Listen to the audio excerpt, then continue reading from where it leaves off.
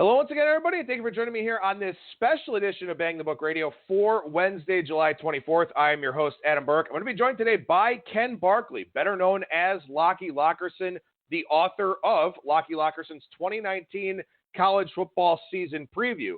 Now, you are going to get a little bit of a sneak peek at his season preview here because it doesn't actually come out until Thursday, but we're going to talk about why he wrote it, what's in the book, what's going to be really applicable for bettors this season, and we'll throw out some stuff on the futures market, a couple of season win totals, a lot of different things going on here in this guide. I got an advanced copy via PDF. I love it. I think it's a great read. I think you're going to think the same thing once you actually see it here on Thursday. But Locky's going to join me today, tell you all about what's going on here with this guide.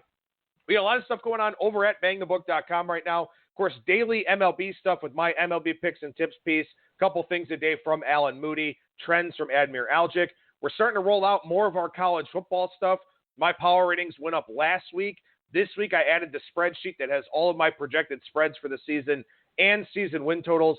James Mazzola with a phenomenal guide, or a phenomenal preview, I should say, for the WGC FedEx St. Jude Invitational. That's this week's golf tournament. I've got NASCAR stuff up over there already as well. We've gotten a couple of college football podcasts the last 2 weeks, one with Brad Powers last week, one with Rolf Michaels yesterday. The Bettors Box tomorrow. We got tons of stuff going on over at bangthebook.com and right here on Bang the Book Radio. Make sure you check it all out. And, of course, as you know, this and every edition of Bang the Book Radio, presented by our friends over at DSI Sportsbook. BTB, the number 200, is that promo code. 100% deposit match bonus for the Sportsbook. 100% deposit match bonus for the live casino at BetDSI. It's only a game until you bet it. And we got lots of games to be betting here over the next several months, as I bring on Ken Barkley, better known as Locky Lockerson, at Locky Lockerson on Twitter. Ken, how's it going today, man? I'm good, Adam. I was trying to think about when the last time I did your podcast was, and, I'll just say I can't really think of the date. I think it's been too long. Hope you're doing well and really happy to be back. Hope you're doing well as well, buddy. And before we get into the guide, and obviously you've spent a good majority of your summer working on this, how's the summer been for you otherwise? It's been pretty good. So I know I've been kind of quiet on social media just because I've just been putting a lot of work into the guide and trying to use the Twitter account to just promote the guide pretty shamelessly. And sorry for everyone that has to deal with me, hyping it every day. But I just, I put a good 6 to 8 weeks in on it. I think it's really good. But aside from that, been kind of playing around with some baseball props and trying to build some things that have been going pretty well so far. Just the summer is always such a great time for experimentation. You look back at your other sports, what worked, what didn't work, what do you really need to go back over and hammer out. There's so many slow days, only baseball on a lot of the time, that this is a great time to go through stuff like that. So I've been doing a lot of that stuff and taking some vacation with the wife and kids, which has been really fun too. I do want to ask you about this. I believe it was, I want to say maybe a year and a half or 2 years ago, something like that. You left your day job and you decided that this was what you wanted to do full time for a living, between betting and doing obviously all the media stuff that you do, being with the Action Network, and then doing a lot of stuff on your own here as well. How has that transition been? Has it been kind of what you expected? Has it been, a lot more work than you thought? I know you've been putting together personal models and stuff like that. Walk us kind of through that, because I'm sure there are a lot of people out there that would love to make betting their full-time job. What do you think about it? Sure. So, I think it's not for everybody. I can't even say for sure that it's for me yet, even though I've had some really kind of great successes in some areas. I think there are some aspects of the move that have been really predictable. So, like the idea of you go from salary to freelance work for, content companies like you guys or some others.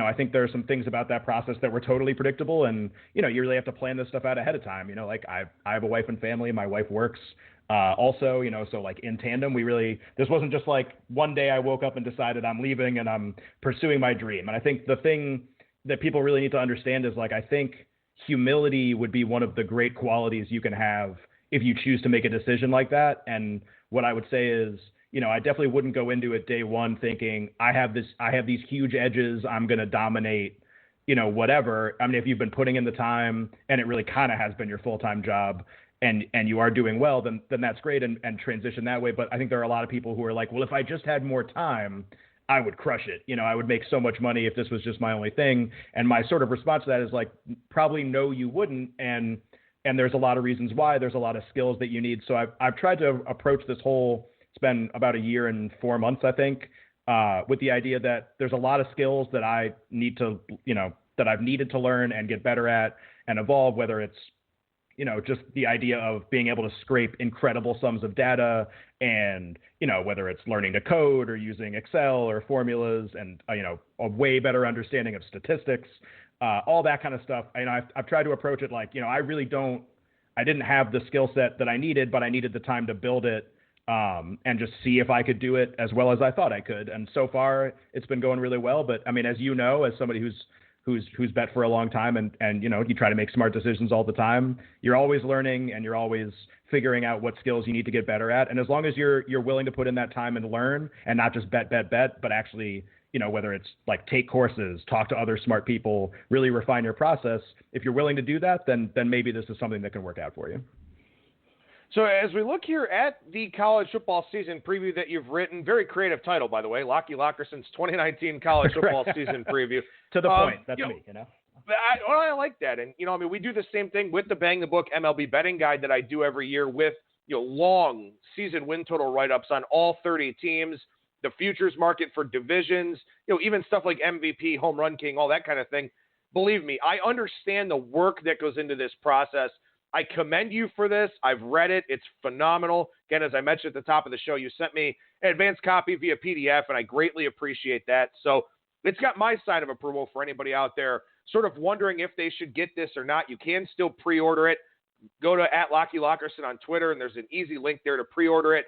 Does come out here on Thursday. But I have to ask, man, I do the MLB betting guide because I started doing it several years ago. I feel like I kind of owe it to the readers now. And it also helps me organize my thoughts for the upcoming season. Why did you take on such a big project like this? So I think we were just talking about in the year and 3 months since I really moved over to gambling content and handicapping full time, what have I learned, all that kind of stuff. And the transition from being a consumer to a producer is still really recent for me. I mean, even last summer with some college football stuff, but especially 2 summers ago, 3 summers ago, et cetera, I was just like everybody else. I liked watching sports and I would occasionally place a bet and I was trying to get smarter. And so I was, consuming as much material as possible. And I bought all the guides that everyone buys and I read all the guides that everyone reads and says are really good. And, I read as much preview material as I could. And just what I found, the more I learned about, actually, whether it's building a model or statistics or any of that kind of stuff is, not to be too blunt, but sort of the uselessness of a lot of the information that is present everywhere. So, if you love college football and you're not a bettor, if you're just a fan, all of this information is incredibly interesting. You have narratives about players and teams and, this team has a new position coach and this quote from this guy is really interesting. And there's just stories and blogs and stories on all these sites and in these guides. And there's just so much information that if you're a fan, it's just, an all out binge. You just consume all of it. It's awesome. It's really fun. College football is such a fun sport. When you try to transition to making bets, that's where it becomes really interesting in terms of, all right, all of this information that's available, all of these blogs I read, all of these numbers that I've consumed about this team, opinions from other people who write guides. Okay, how do I take all that and make it into either a number that I can bet off of or simulate to get a price? Or, how do I even just make sense of it on a very basic level to figure out this is a good bet, this is not a good bet. So I think, the main reason I wrote the guide was just I didn't see that anywhere. I saw a lot of predictions and I didn't see very much after the fact about how the predictions did, by the way, but I saw a lot of predictions and numbers that might mean something but might not, and a lot of cases being made. People are really good salesmen and can sell, you can sell both sides of a bet really easily. Saw a lot of that, but I didn't see a lot of, taking really like basic fundamental information and trying to create, a number out of it that you can bet off of. Well, and I think that's something that's really important about this guide, and you and I have talked about this a little bit via DM, and it is something I definitely want to make sure I brought up here on the podcast. It's written with betting in mind. And we have a lot of people now getting into this space as legalization sweeps across the country. As betting has become something that you don't have to sweep under the rug anymore. You have a lot of people for a lot of the major media outlets or the major guides writing about picks, writing about what they think is value when they don't really know the industry. And you do. And I think that this fills a big void in the space of a guide that is written, not exclusively, but for the most part, with the handicapper and bettor in mind.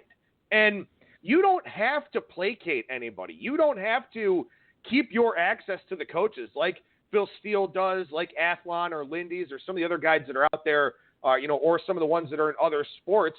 You don't have to keep that line of communication open with the coaches. You don't have to worry about pissing anybody off. So something, and again, I mean, obviously I don't want to, throw cold water on any of the other guides that are out there or anything like that. But, I've kind of joked about this with a lot of people. If you read Phil Steele's magazine and you read the different personnel groups and the position groups, every group in the country is going to get better. Every one of them is going to improve. And we know that that's not going to be the case, but he says things like that to keep his access to the coaches. I think you've got, a lot more impartiality to your guide, and therefore it has a lot more relevance to the betting crowd. Yeah, I mean, I totally, again, the funny thing is, I like Phil Steele's guide, but I think everything has a place, right? So when I get Phil Steele's guide, what I am not using it for is making bets.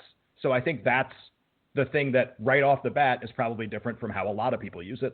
Okay, well, in the book, I kind of refer to this all as you're trying to solve a puzzle, basically. You're trying to figure out the complete landscape of the sport, A to Z, and with projections, or, I mean, at least some kind of, even in your head, some kind of loose projection about who's going to be good and who is not. And, Phil's guide is extreme. I don't want to sort of focus on him specifically, but I will say, his guide is very good at giving you a lot of information. There are a lot of resource materials that exist that have a ton of information. Mine has 1% of the information that Phil Steele has. But the point is, when you finish reading a guide, any guide, are you better equipped to make a bet on a team, yes or no? And what I've tried to design this guide to be is for the answer to absolutely be yes. So, I mean, just to wrap up one of the things that you said too, we're talking about, college athletes, which means we're talking about kids who are, or, young men who are 18, 19 years old, 20 years old. So there's absolutely, I mean, and this is it's almost a good thing. There's a reason why a lot of the media coverage slants really positive, right?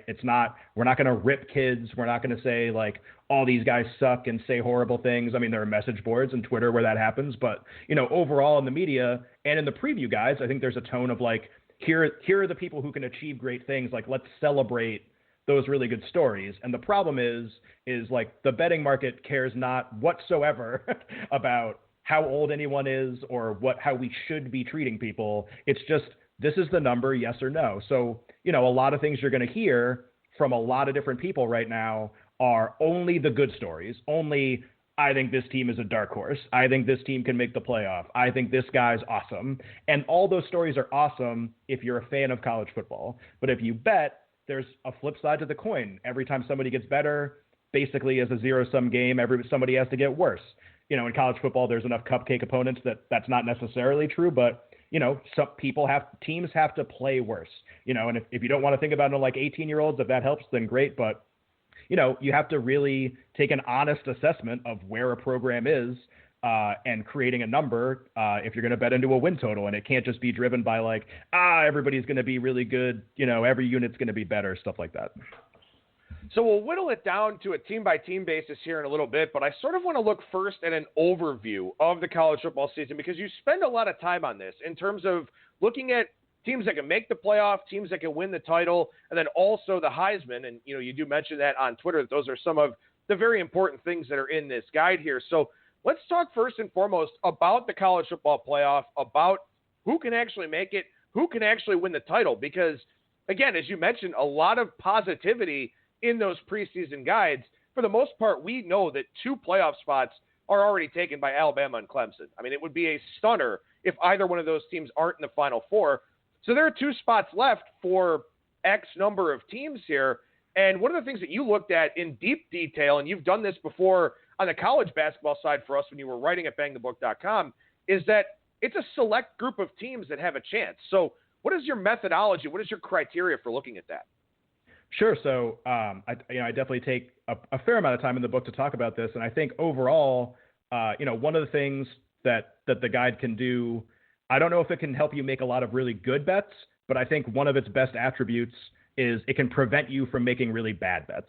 So, in a lot of cases, maybe a pass is better than a bet. And I try to emphasize a lot of situations where that's true. Some markets where, there's just no value whatsoever. And, if you think about it logically, if a market has been open for a very long time and the limits are reasonable, you should basically always presume or proceed with a default understanding that, the market's probably really good. If it's been open for a while and the limits are reasonable, like everyone else has also looked at the market and either registered an opinion or passed. And if the numbers are stale or not moving or the same as they have been for a really long time, single game markets, this is true over the course of a day. When you get to 6:59 at night, on like Eastern time before baseball starts, the numbers are probably pretty good unless there's been some kind of weird last second informational edge, like, Mike Trout tripped walking to the batter's box and, he's out or whatever. Just assume that the markets are pretty good. So to pivot back to college football, one thing that we know about the closing futures markets and closing win total numbers, again, once the markets have been open for a while and the limits have gone up, and we get really close to the start of the season, we know that they're really, really efficient and they should be viewed as such. So, just looking back through, the profile of the champion, the profile of playoff teams, going back through the BCS era, what types of teams win the title and what types of teams make the playoff. And in college football, I think more than a lot of other sports, especially the NFL, it's a very, very restrictive list, and the markets really do get it right and should be respected. The first choices in the market this year are Alabama and Clemson by a lot, and then Georgia, and then a reasonable gap to a few other teams, Michigan, Ohio State, Oklahoma, depending on where you go. And that's correct. This isn't a situation where you're going to look and be like, the book's so stupid. This team's 100-1 and they're going to be such a surprise this year. That doesn't happen. I think I looked at in the book, I think it was the last 15 years. I basically tried to go back through almost the entire BCS era even to figure out, what types of teams really have seasons that end up ending with them winning a title, what type of talent profile is required, what type of schedule is required, conference they play in. And one thing, and a bunch of things I look at are the markets, where are they in the market at the start of the year? Were we able to figure out whether they were good or not? And in every single case going through the last 15 years, the winner of the title was a team that we totally saw coming. There were no surprises, and college football is not really a sport that lends itself to surprises at the top. There are plenty of surprises in the middle. We got upsets and conference play, and every Saturday's crazy and all this stuff. At the top, in terms of who wins, it's not a surprise. You're going to know the team that wins, and you see futures priced that way. So I think when you use the markets, assuming that they're awesome, assuming that they're super efficient at the end, I think it can do a lot of the work for you in terms of what teams you should really be looking at, what the smart sort of, choice is if you just had to pick who to win the title. And this year, just to wrap this up, I think, if you look at some of the parameters that have been set previously, like who kind of makes sense to win the title and who doesn't, I really think you get 4 teams. I only like 3 of them necessarily. I don't really like Clemson a lot this year. I think they can make the playoff an insanely high percentage of the time, but that's not necessarily driven by how good they are. That's more driven by a lot of other factors, most notably like the conference they play in and the schedule that they're going to play and where they play the games and stuff like that. So, I think Clemson is an absurd price to make the playoff. That's probably true. I don't necessarily think when they get there and they have to play 2 elite teams that they can win. The other 3 teams, again, which are not surprising, are Alabama, Georgia, and Michigan. If you look back at the last 15 years of history, those 3 teams in Clemson, those 4 teams would fit perfectly in line with the profile we have for what a champion looks like. And not just that, but every other team would really sort of be a huge outlier in one way or another, whether it's how they played the year before, the type of offense or defensive unit they had the year before, metrics that they have coming into this season, whether it's recruiting or returning production or other stuff. It's a very, very short list, and it shouldn't be surprising who's going to win based on all the history that we have. No, and I think that one of the most interesting stats that you mentioned here in this piece about, looking at the national championship futures, looking at the profiles and the teams that, could actually make the playoff, the winner of the national championship in the last 15 years averaged 10.33 regular season wins the year before winning the title. So like you said, they're good. We know they're good. Typically, they're a program with a lot of stability, and we'll talk about that a little bit later on in the show here as we look on more of a team-by-team basis. But obviously, again, it does make a lot of sense that you have to be very good the year before to be very good the year that you win the title. So that was definitely a pretty interesting statistic there.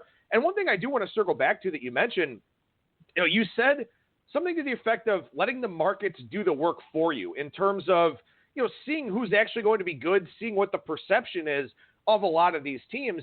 And I think that's very important for the listeners of my show, any other media that you do here in promotion of this guide, or anything that you may mention in future guides. Even if you're not liquid enough with your bankroll, even if you're not capitalized enough to play this off-season market of win totals, of futures, all that type of stuff, pay attention to the lines that are out there. Pay attention to the line movement that you see, because in a market like this that is pretty efficient, because it's generally the sharper guys that are getting involved with this preseason stuff, they're going to tell you who should be good, who there's a higher perception of, who there's a lower perception of, and all that stuff can help you once these games actually start. Even if you can't bet on them, there's a lot of information to glean from them.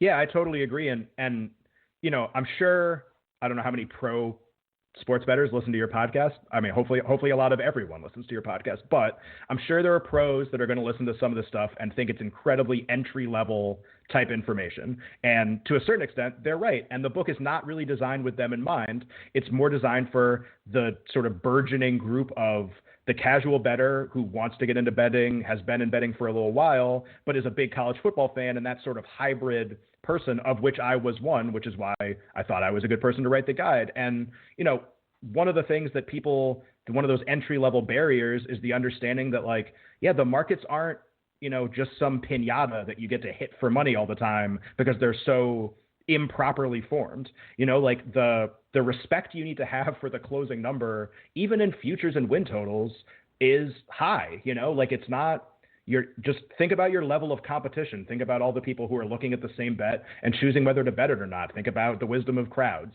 just the idea that you can just look at a sheet toward the end of the season and just be like, that number's 8 wins off. That what are they doing setting this price?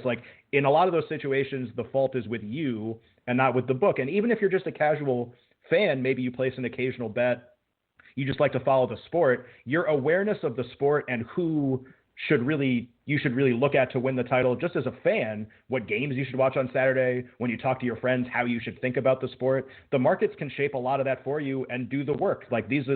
This is everyone who is available registering an opinion about what a price should be. So, in a lot of ways, just use the markets to make yourself smarter, even if you're not placing a bet. Now, one of the things that you mentioned in the intro when we were sort of talking about why you decided to write the guide, as you said, there's a lot of information out there in a lot of these different guides and a lot of previews over at various major media sites and all that type of stuff. What's important to do as a bettor and as a handicapper is to figure out what really matters, what it is that does allow teams to have success, sort of cutting through all the noise that's out there. And one of the things that you focus on specifically, a metric that you came up with called talent score. Tell our listeners about what that is and what the application is in your mind. Sure. So I think even for people that are not analytics driven or people who do not like math whatsoever, I tried to create something that was really, really, really easy to understand so we could all kind of sort of look at it together, figure out what it was telling us, and then apply it to the season. So I'm probably aimed too low in terms of what I'm creating, and there are probably analytics people who are going to read this and tear their hair out because it's so straightforward.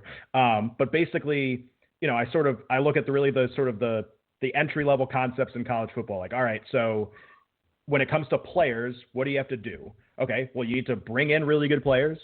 You need to develop those players into better players who can play college football really well. And you need to retain as many of them for as long as possible. So all right, those are your 3 goals with regard to players. All right, so what are the statistics that can identify those things occurring really well?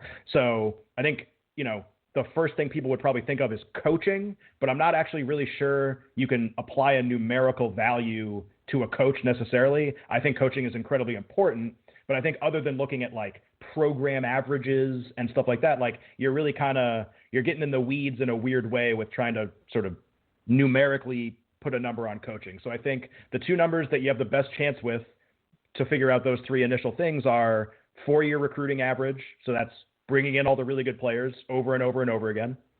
And then returning production, which is a stat that I first found out about from Bill Connolly, who works at ESPN now. And, his returning production is sort of driven with like what makes his rating better year over year. Whereas you can also apply it to what makes a team win more year over year, or what makes their Pythagorean go up year, whatever. You can be solving for a different thing, but the concept of the stat is incredible. It's like one of the best things I've read with regard to the sport. And one of the reasons why returning production as just one number that explains everything coming back is so valuable is it takes all the onus off of you to have to read all of the information and consume it and analyze it to try to figure out like, well, all right, like the quarterback's back, but how many times have you gone through like a preview where it's like, all right, so 2 of 3 defensive tackles and 4 of 6 linebackers and the kicker, and he was all conference. And it's just like, you can spend an hour doing that for one team, and I'm not actually sure you're anywhere better than when you started, depending on what you come up with. So having a returning production metric is just so valuable because it removes your ability to be biased. It removes your ability to say, maybe you're somebody who's partial to NFL caliber skill position players. And if you see any team that has those, you're going to love that team's over. Okay, well, there might not actually be a lot of support for that data-wise that matters whatsoever. How many times does LSU have like 6 NFL wide receivers and they don't use them or something like that? Or, like Michigan, same thing, highly recruited wide receivers that they don't use very well. So returning production takes all of that and it just kind of sweeps the deck and it says like, all right, all you need is this number. Now you don't have to worry about any of the other stuff.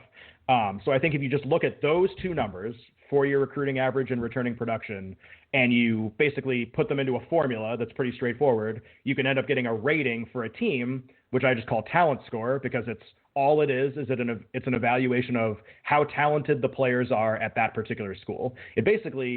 It doesn't necessarily have to do with how many wins they're going to have, how well they're going to do that particular year. It sort of describes just like the average player that's there for the season. And then there's all sorts of things that affect how you take those players and use them. But, I think the creation of a metric where everybody can kind of see like, oh yeah, like these two numbers are really important. And when you put them in this formula and you get a rating, it does do a good job of predicting who's going to make the playoff, what teams you need to be paying attention to, what schools maybe are up and coming that you should look at in the future because they have these hotbeds of talent, et cetera, et cetera. I think so, the creation of a metric, I think was something I really wanted to do just so everybody could get an idea for like, you want to do your own work and you want to solve the puzzle yourself, like, be thinking about like, how can I just create some simple stuff to help me do that? So I tried to help people come up with a metric that kind of gets their brains working a little bit. Well, and in the guide here, you list the top 30 in talent score, and there are some usual suspects up there that a lot of people would expect, but there are some teams that maybe you wouldn't think about that are top 10, top 15, top 20. So you check those out in Locky's guide when you get it. Again, talent score, that metric, the top 30 listed, and there were some teams in there that definitely kind of made me raise my eyebrows a little bit, some teams that maybe I'll start to think about a little bit differently here as we head on into the college football season. But I want to transition, speaking of talent, over to the Heisman Trophy. There's a lot of interesting candidates for the Heisman year in and year out. Some guys that are very much on the radar, other guys that emerge on the radar as the season goes along. So with regards to the Heisman here, Ken, you talk a lot about this in the book. I know you've talked a lot about it in different articles that you've written. What are you sort of looking at there in terms of looking for good values from a future standpoint? Sure. So one thing that I think differentiates the Heisman from betting a team to win the conference or betting a team to win the title is I don't think the Heisman can necessarily be modeled or put into a formula using past results or a data set. I'm sure someone much smarter than me might argue the opposite, but I think especially if you're a casual bettor, like the idea that you can look at the landscape of teams and then apply a percentage chance, like, okay, well, I have Tua at 38% and I have Trevor Lawrence at 31, like to get that granular and fine with your projection, I think is either impossible or really unlikely for a lot of us. So it is kind of the Wild West in terms of trying to figure out, okay, what should a guy's price actually be? Like, should Tua really be plus 275? Should Trevor Lawrence really be plus 300? Should he be plus 200? Should he be even? Like, what are we doing here? And, I think whenever you're trying to create a list of players that you should be interested in, I think you obviously have to look at the history of the award. And, this is sort of like something I've seen now in a few different places. People are kind of starting to push the same idea of like this profile of a player. And I think, the criteria are incredibly straightforward and they're kind of obvious, but what they can do, just like what we were talking about before, is they can make you avoid bad bets. You might not be able to make great bets, but you can at least, put yourself in the mix with a chance to win as opposed to just lighting money on fire. And it is really easy to light your money on fire betting the Heisman. There's 100 players offered at a couple of offshores, all the prices look kind of wacky. There's some long shots. You can bet guys like 500 to 1 in some places. So it's appealing for some people because the prices are so huge, but there are just so many bad bets to make. So, all right, like what are the criteria really quickly? So you want a team that you think is going to end the season with about 10 regular season wins or more, maybe 9, but your goal should be like you want to try to find a team that's going to win 10 games or more. Every year there are not very many of those teams that play for power conferences, and you only want to be paying attention to the power conferences. I've seen a lot of people make like a Derek King push. The guy had 50 touchdowns last year, so he definitely has a statistical profile that's crazy. But, the history of the award basically tells us that there's almost no situation that could arise where a group of 5 player could win the award. They can get invited to the ceremony, and we saw that with Kellen Moore. We saw that with Colt Brennan. Guys who also had incredibly insane statistical seasons. Their teams won a lot of games. So, we want to look at power conference players that are going to win 10 games or more. We really only want to look at quarterbacks and running backs. A lot of people think it's just quarterbacks now because of the way the game is played. And, you have dual threat guys and accumulate stats. I still think running backs can win. I just think the situation has to be correct. And, that's really like basically it.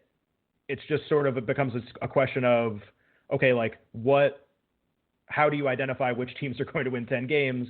And then the last criteria is like, okay, when they do that, can they accumulate 6 stats?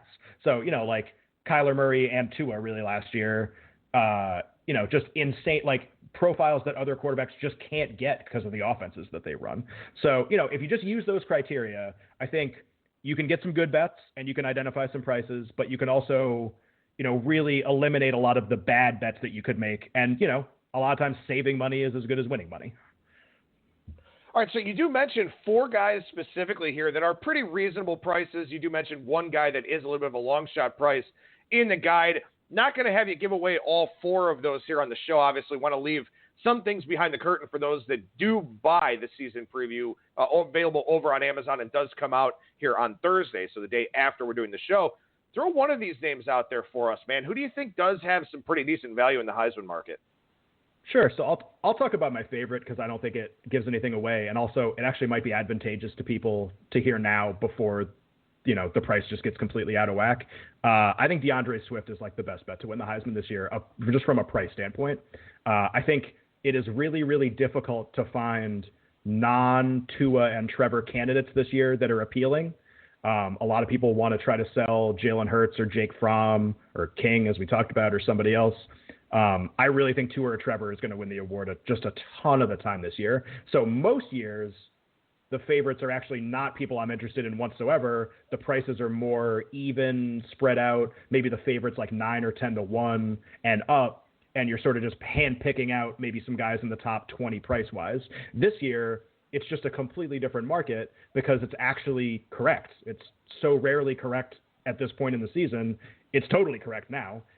You have 2 quarterbacks who play for huge schools, who are high-profile players, have crazy stat profiles. Their teams are going to win 10. Like, they fit all the criteria, and they're going to be even better than they were last year. So in some ways, it just kind of kills the market in some ways. But if you're trying to find that guy who can be around those other 2 in the middle of the season, maybe just for even a hedge situation, maybe like they can put up the stats enough to win. There's a DeAndre Swift 45 to 1 that exists right now at a prominent offshore that I just can't believe is still there. And I'm not allowed to bet anymore on it. So I can just tell you that it exists. There's a Swift 45 to 1. If you just look around, you'll find it. It's not even close to correct. His true price should probably be somewhere in the 10 to 20 to 1 range, which is where he is in most places. I think there's some 15s, there's some 20s. The case for DeAndre Swift is pretty straightforward. So we already talked about Alabama's best player and Clemson's best player. Well, Georgia's the 3rd most likely team to probably win 10 games or more this year. So, you should for sure be checking out their roster and looking at their quarterback and running back. They dismissed their leading receiver, I think about a month ago now, which was a little controversial. As a result of dismissing him, their 5 leading receivers from last year, all 5 are gone, which I think makes Jake Fromm, sort of his value, drop a little bit. Like, how many stats can he really accumulate throwing to an entirely new position group? They have a new offensive coordinator, and all of the sort of quotes and philosophy and analysis in the media covering the school is that, you know, his profile is, I want to get the running backs really involved in the passing game. And I mean, you're going to have to do that this year because there are so few receivers. Get the running backs more involved in the passing game. Swift was really banged up at the start of last year. After the fact, it came out that he had just a ton of injuries, where Kirby Smart basically wasn't even really using him. The first few weeks, he would get, 8 carries, 9 carries. He was splitting carries with a couple other guys, one of whom is not there anymore. So just all of this confluence of information, we have a team incredibly likely to hit the win benchmark. He's going to be able to accumulate a lot of stats. His quarterback is less likely to be able to accumulate stats. He'll have plenty of high-profile games. I think everything just kind of like blends together in a way where he's very valuable, and most importantly, he's not being rated as valuable as I think he should be. There are other, Justin Fields has a better price than him, or lower price. Jalen Hurts has a lower price. There are a couple other guys that are kind of like around him. Like, I think he kind of deserves to be that third guy and probably isn't being rated like the third guy right now.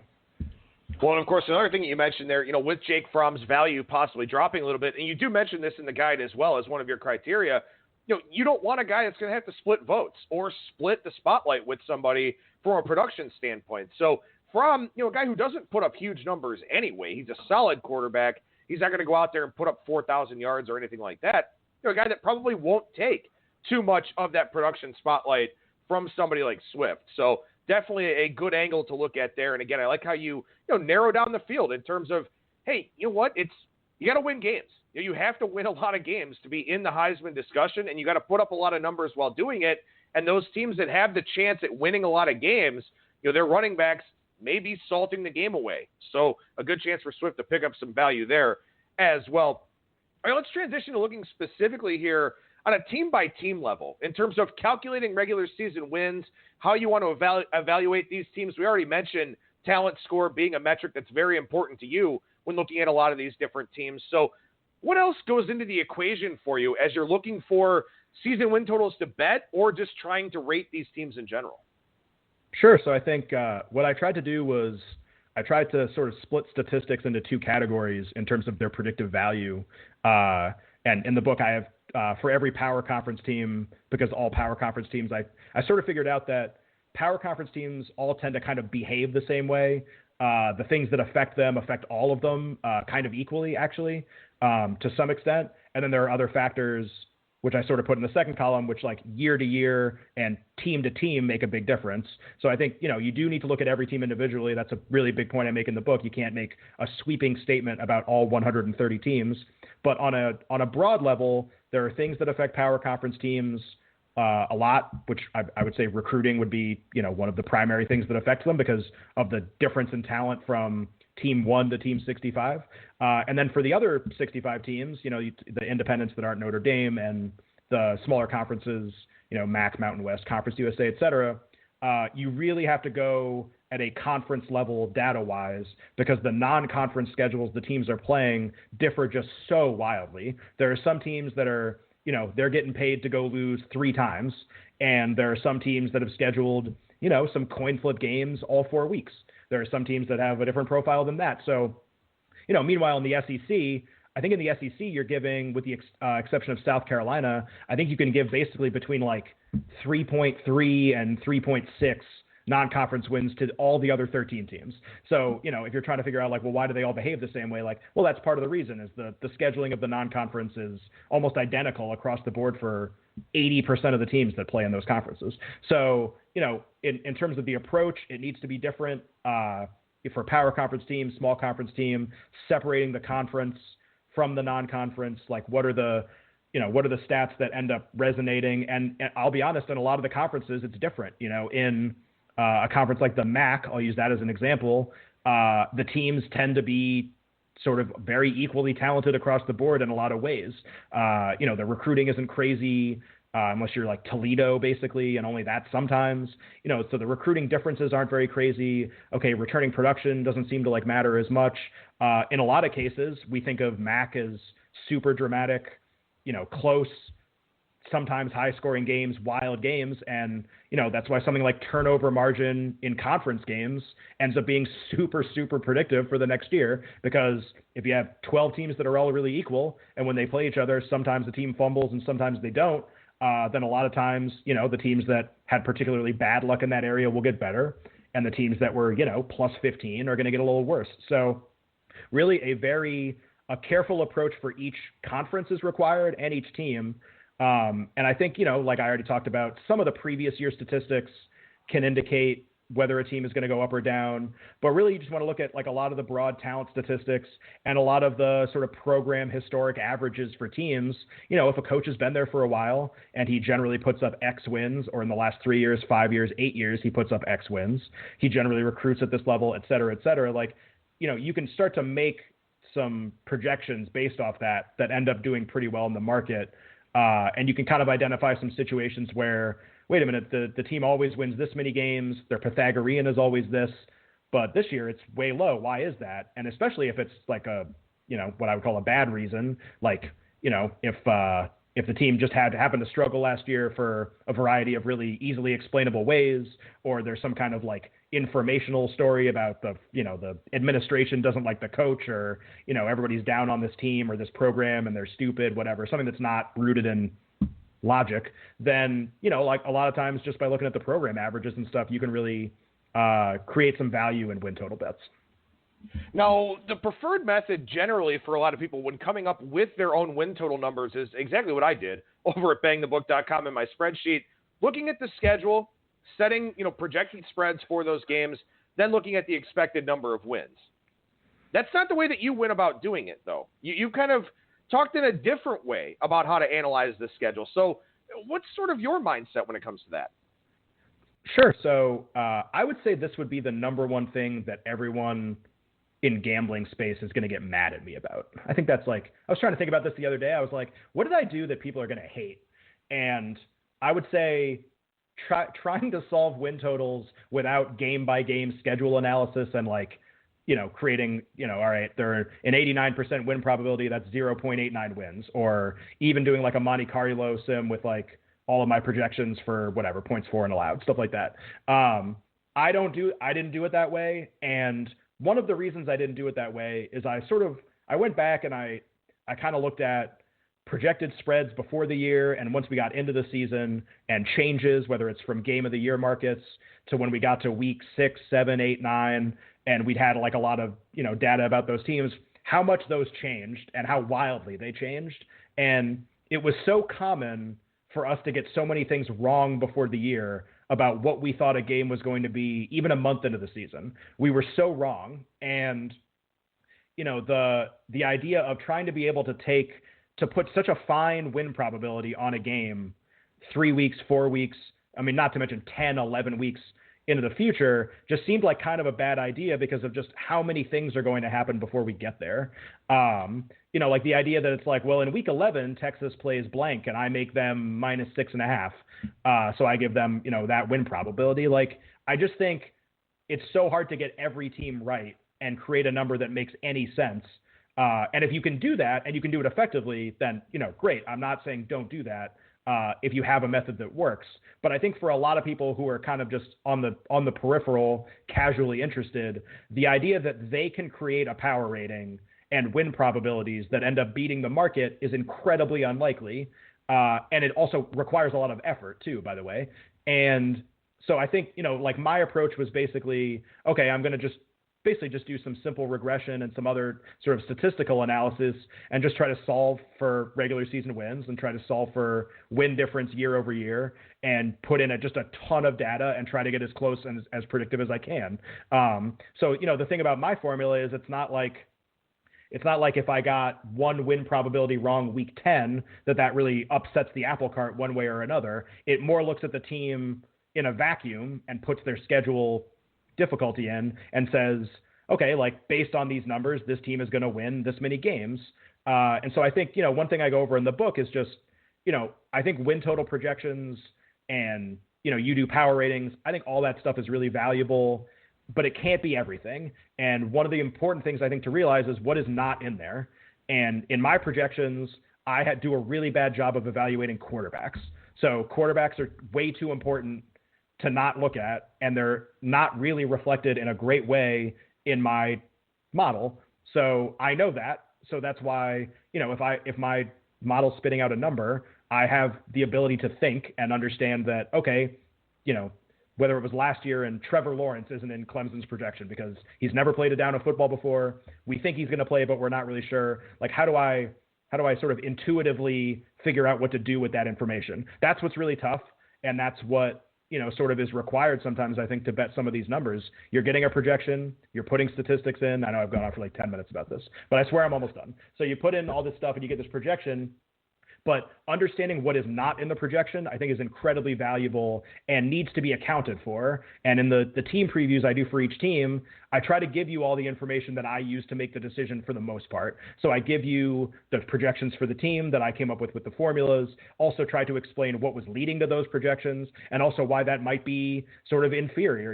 If a team lost a lot of production, like especially at a group of 5 level, if a team lost a lot of production but brought in 4 or 5-star transfers or something, and there are teams that brought in crazy good transfer quarterbacks this year. If there's a team that did that, then okay, like that's not going to show up in the projection, but we need to account for that, and we need to, sort of like at least know that that's in play before we make a decision. I think trying to put numbers on that is the next step for me, and that's a next year thing, and that's going to be really difficult to do. All right, sorry, we got cut off for a second there, but I do want to follow up a little bit on this schedule point. And I think it's also a good segue into giving out a couple of win totals that you do mention here in the guide. And, we talk about schedule analysis and we talk about, people getting, we'll see people all the time that bet these games of the year talk about having, 21 points of closing line value on a game of the year line. That's exactly what you're talking about we don't know exactly what these lines could be. Week 7, week 8, injuries can happen. Teams can just not live up to expectations, or teams can exceed them. LSU and Texas play each other in week 2. And you and I were talking about this a little bit before we started recording, that also what factors into this schedule equation is that whichever team wins that game will have a rocket up its ass for at least a few weeks, because that's a very high-profile win. And in particular, if it's Texas, who a lot of people seem to like this year, if they beat LSU, then their perception's really going to skyrocket. So there's also that factors into the schedule equation as well. Yeah, and I think, the interesting thing about Texas, like we'll talk about what I think about their win total in a second. I would just say that their projected spreads in so many games in the game of the year market, or look ahead markets, whatever you want to call them right now, are so small. I mean, they have tough conference road games. They're a dog to LSU and they're a dog to Oklahoma right now, but not to the extent that can't change very quickly. So there's a lot of sort of coin flippy type stuff going on with them in the market right now that's really interesting, and I would say unusual for a team with a win total this high to have so many games that seem to be this close spread wise. If you're adding up straight win probabilities, like I would find it unlikely you could get to this number very easily. But they're an interesting team, and you're right that LSU and Texas tend to kind of confound me each year because they're just so insanely talented, but don't end up kind of putting it all together. You can see situations where in these week 2, 3, 4 high profile games, a team wins this game and, immediately the spreads for the next couple of weeks, there's an adjustment. There's a power rating adjustment. Because a lot of times, like I think I used the term in the guide, I call these test games, like Miami was a favorite over LSU last year, I believe week 1, or the spread was at least incredibly small. And, we learned a lot week 1 about both teams, to the point that there was then a massive correction. And we corrected Miami numbers, I think, the whole rest of the year based on what was happening. So, those test games, like I think we really use that in the market as an opportunity to really learn a lot about teams. We're not going to learn a lot from, a team favored by 21 and winning by 17, a team favored by 30 and winning by 48.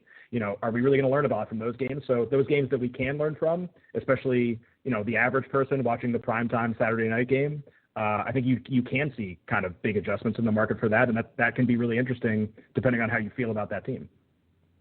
So speaking of Texas, I know this is a team that you mentioned that you spent some ample time on there in your guide. As you mentioned, they're kind of a team that sort of fascinates you for a variety of different reasons here, because they have that talent level, because they've underachieved here in recent seasons. So is this one of the season win total picks you want to talk about on the show?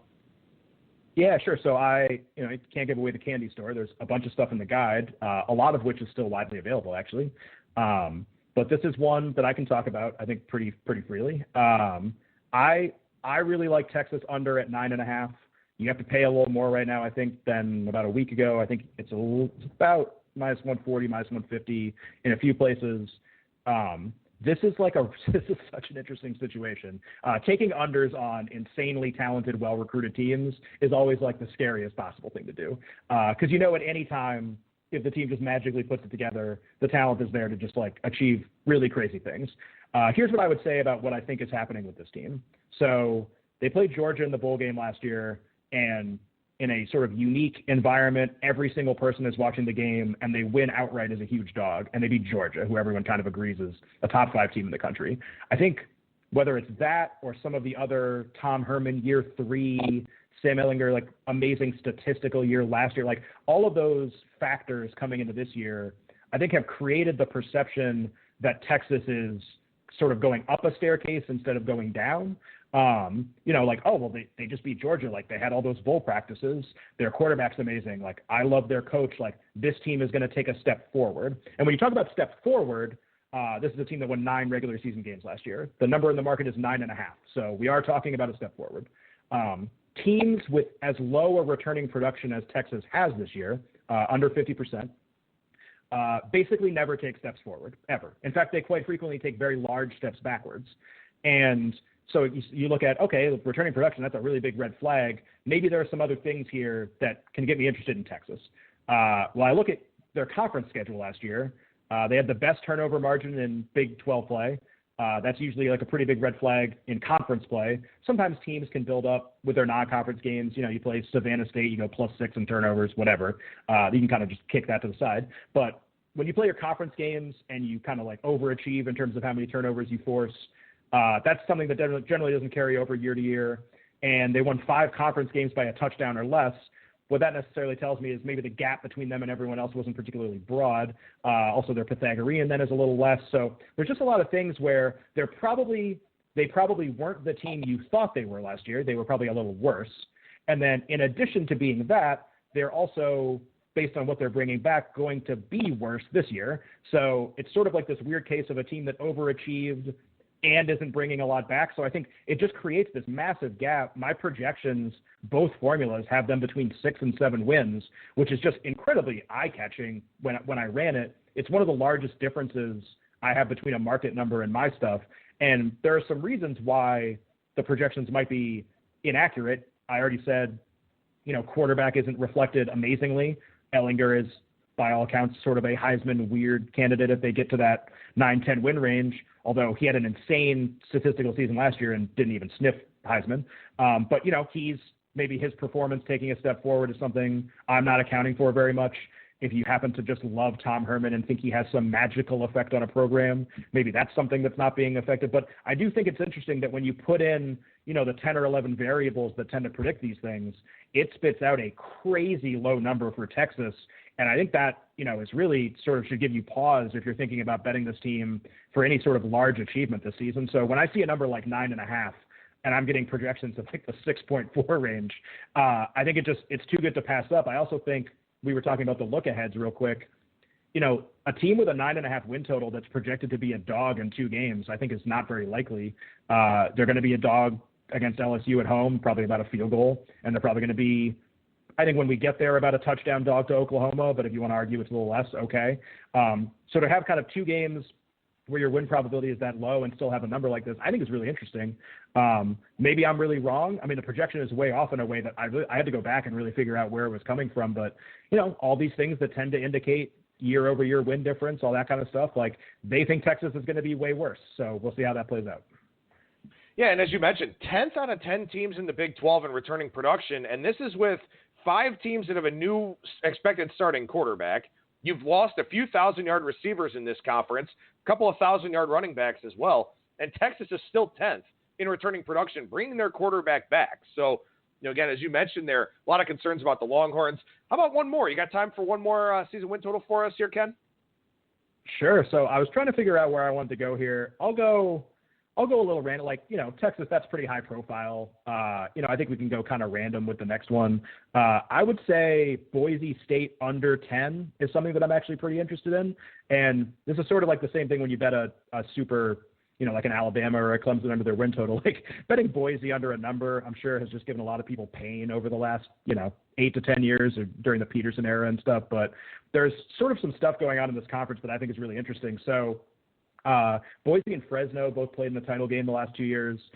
Pretty inarguably were the best two teams in the conference the last 2 years. And both are sort of undergoing like a crazy makeover on the fly right now. Fresno's is much worse and their win total is lower. So they have a lot more going on from a talent standpoint. But Boise's quarterback situation is like really, really interesting to me because they sort of had set this plan up where, Brett Rippon has been there for a few years, achieved statistically great things. The team has won a lot of games. He's now gone. Okay, who's the replacement? Well, they have 5 quarterbacks playing the spring. They had sort of planned for Chase Cord to be the guy. They worked him in last year. They wanted to get him some reps and some different packages. And he tears his knee in the middle of the season. He's going to come back for fall camp, hypothetically. He hasn't come back yet. And he was sort of the guy. And with him on the shelf, we don't know what we're going to get. Now you have like a big-time freshman recruit. You have a couple other guys in the mix. Like, I think they might have a big problem at quarterback, especially early in the season. They might have to play some guys to really figure out who the starter is going to be. And they got Florida State like right out of the gate. And I actually love the Seminoles in that game, not just for that reason, for a few others, but starting the season on that note, I think with a loss is incredibly likely. You're talking about a win total of 10, and they have some other kind of conference indicators how they played last year where, this is, I go over this in the book. It's sort of about degrees, right? So I'm telling you Boise State's going to be under. It's probably not going to be that much under. And if a team goes 9-3, was it really that bad of a season? So I'm not trying to like bash Boise or anything. I just think you're going to push 10 a ton of the time. And I think 11 and 12 are incredibly unlikely in the range. So this is just kind of the case where when you get a flat number where you're going to push a lot, especially when you get into the 9-10 range, this is going to happen. These types of bets are just super, super appealing when you look at how the schedule plays out, all the factors that are going into the prediction. I think Boise under 10 is like a phenomenal bet. Well, some very interesting stuff certainly here on the show, and tons of interesting stuff in Locky Lockerson's 2019 college football season preview. Ken, how can people get this thing, man? It's awesome, and I certainly recommend that everyone does it. Well, thank you. I mean, I appreciate that. I think, the great thing about it is I think I can get a lot better too. So, if you see, if people read it, you see stuff in there, I really want you to explain more about this, or can we look at this? Like, I'll do it. Like, I got, summers are fun. Summers are running college football stuff and seeing what makes sense. So, definitely let me know that. The guide right now is available to buy on Amazon. That's where you can get it. I think there's been some confusion. I read a lot on my phone, so I think I take for granted that other people do the same thing. Basically, it's available on the Kindle app. So what you do is you go to Amazon, you click a button, and you bought the book. How you read the book, you download the Kindle app on anything. You don't have to own a Kindle, any kind of phone, any tablet, whatever. Download the Kindle app, and you can just read it on the phone. The Kindle app is free. It doesn't cost any money, so you're just paying for the guide like you would with anything else. And you can just read it on your phone, your tablet, super convenient. So, encourage everybody to do that. Hope everybody likes the guide, and just, my info's in there. Let me know what we can do better next year. Well, that's an important thing to mention, too, because people hear it's on Kindle or, it's on Amazon. Do I need the Kindle app? Do I need this? Do I need that? Locky just mentioned there. Obviously, there are a lot of different ways you can check this out. And, of course, he's very, very approachable on Twitter. Not to say I want to blow up your mentions or anything, but at Locky Lockerson on Twitter, always willing to banter and, of course, help you out here with getting this guide. Ken, always great to talk to you, man. It's always enlightening. And you know what else, too? You always give me something different to think about. And we just talked about how, you did a different thing in terms of schedule analysis and all that. And, I kind of go with the traditional format. And, for next year, I got a lot more things to think about. And from a power ratings aspect as well, probably looking more at weighting quarterbacks some more because, you mentioned that maybe that's something that we don't do enough. So really appreciate making me think about things. Really appreciate you taking some time here as well. And once again, man, I congratulate you for the guide. It's fantastic. Thanks, Adam. Really appreciate all those things. And, hopefully we can run this back a couple times during the season and start talking about some actual games. It should be fun. Absolutely, man. Take care. All right, there you go. There's Locky Lockerson at Locky Lockerson on Twitter. The Locky Lockerson's 2019 college football season preview available on July 25th on Amazon. Absolutely fantastic piece. Will make you think. And again, if you are somebody who's just trying to get ready for the college football season, it's a great piece of reading material, good for vacations, good for road trips, any of that type of stuff. So make sure you check it out. Coming up on Thursday, a new edition of the Bettor's Box, my MLB betting podcast. And then Friday, we'll chat UFC with Christian Pina of the Sports Gambling Podcast with a big pay-per-view event coming up here this weekend. That'll do it for me. Thank you so much for listening, everybody, and I will talk to you again tomorrow.